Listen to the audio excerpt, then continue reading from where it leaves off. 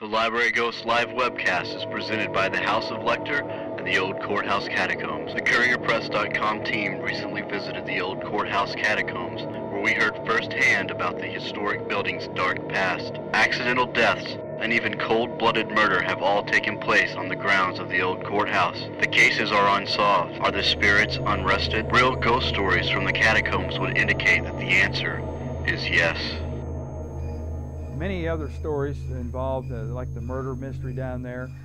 When we had the Indiana Ghost Trackers in, we had an area where the compass was going wild, and in that area we did some excavation, found a old buried bottle, and it had newspaper articles in it dating all the way back into the 1920s that had stories and clippings of murders and unusual maimings and things of that nature. Same room where some of our own characters saw ghosts. Here we are, right in the area where they documented the building as being haunted. Anybody scared? This would be the room. They had their compass as they're coming through, and all the other instruments they were using as well, which was quite an assortment, quite an array of instruments. But in about the spot where I'm standing right now, as they were going through here, their compass that they were using just erratically started spinning and flopping around, and we all took a look at that, and the guys had the camera set up over here, and they had some sound equipment.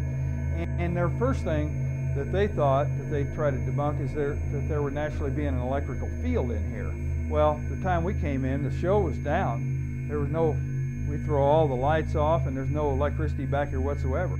So that ruled that out. Well, that compass was still going around. It really got strong about in this area.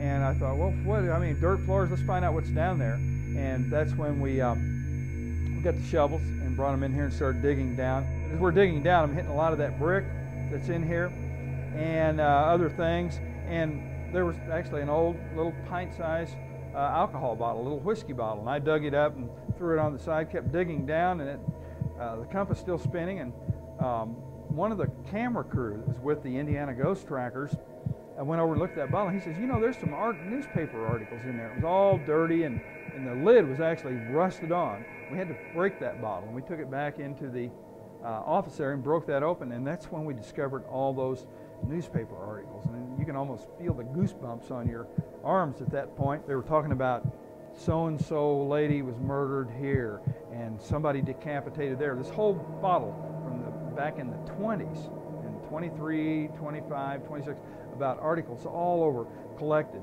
And that's what was down in that hole, in that very spot.